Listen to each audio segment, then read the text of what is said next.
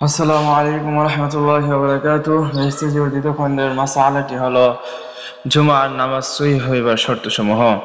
বেহেশতের কিতাব থেকে জুমার নামাজ সহিহ হইবার শর্তসমূহ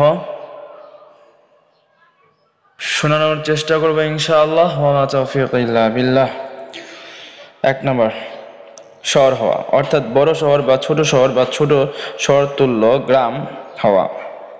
অতএব ছোট পল্লীতে বা মাঠে বা বিলের মধ্যে, নদীর বা সমুদ্রের মধ্যে জুমার নামাজ দুরূস্ত নহে। যে গ্রাম ছোট শহর তুল্য, অর্থাৎ 3 অথবা 4,000 লোকের বসতি আছে, তথায় জুমার নামাজ দুরূস্ত আছে, জায়েজ আছে। 2 নম্বর, জোহরের ওয়াক্ত হওয়া, অতএব জোহরের ওয়াক্তের পূর্বে বা পরে জুমার নামাজ পড়িলে তাহা দুরূস্ত হইবে না। এইরূপে জুমার নামাজ পড়িতে পড়িতে যদি জোহরের ওয়াক্ত চলিয়া যায়, তবে জুমার নামাজ দুরূস্ত হইবে না, যদিও দ্বিতীয় রাকাত আত্তাহিয়াতু পড়িতে যতটুকু সময় লাগে ততটুকু বসিয়া থাকে। আর জুমার নামাজের কাজাও নাই। কাজে এই কারণে বা অন্য কোনো কারণে জুমার নামাজ সহিহ না হইলে জোহর পড়িতে হইবে। 3 নম্বর, খুতবা, অর্থাৎ মুসল্লিদের সম্মুখে আল্লাহ তাআলা জিকির করা, শুধু সুবহানাল্লাহ বলা হোক বা আলহামদুলিল্লাহ, অবশ্যই শুধু এতটুকু বলিয়া শেষ করা সুন্নতের খেলাফ নাই, মাকরুহ হইবে।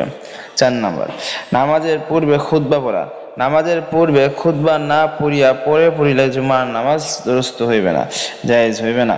5 নম্বর, খুতবা জোহরের ওয়াক্তের মধ্যে হওয়া, অতএব জোহরের ওয়াক্তের পূর্বে খুতবা পড়িলে জুমার নামাজ দুরূস্ত হইবে না। 6 নম্বর, জামাত হওয়া, অর্থাৎ খুতবার শুরু হইতে প্রথম রাকাত সাজদা পর্যন্ত ইমামের সঙ্গে অন্তত 3 জন পুরুষ থাকা চাই।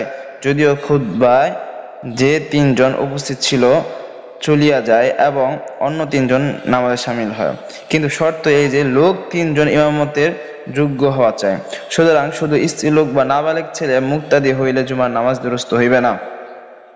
7 নম্বর, যদি সাজদা করার পূর্বে লোক চলিয়া যায় এবং 3 জনের কম অবশিষ্ট থাকে কিংবা কেহই না থাকে, তবে নামাজ ফাজেল হইয়া যাইবে। অবশ্য যদি সাজদা করার পর চলিয়া যায় তবে কোনো ক্ষতি নাই। 8 নম্বর, এলানে আম এবং এজাজতে আম, এলানে আম এবং এজাজতে আম্মা, অর্থাৎ যে স্থানে জুমার নামাজ পড়া হয় সে স্থানে সর্বসাধারণের প্রবেশাধিকার থাকা চাই।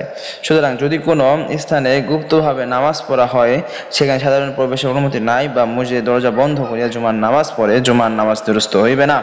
এইসব শর্ত জুমার নামাজ দুরূস্ত হইবার শর্ত, কাজে ইহার একটি মাত্র শর্ত যদি না পাওয়া যায় তবে জুমার নামাজ দুরূস্ত হইবে না, জোহর পড়িতে হইবে।